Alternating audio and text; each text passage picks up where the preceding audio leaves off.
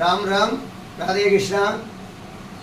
அபிராமி அந்தாதியில் எல்லா வியாதிக்கும் மருந்து இருக்கு.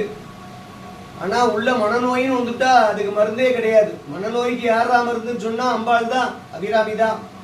இந்த அபிராமி பட்டர் பாடுறார், உடைத்தனை வஞ்ச பிறவியை உள்ளம் முருகு அன்பு படைத்தனை பத்ம பதயுகம் சூடும் பணி எனக்கே அடைத்தனை நெஞ்சத்து அழுக்கையெல்லாம் நின் அருள் புனலால் துடைத்தனை சுந்தரி நின் அருள் ஏது என்று சொல்லுவதே.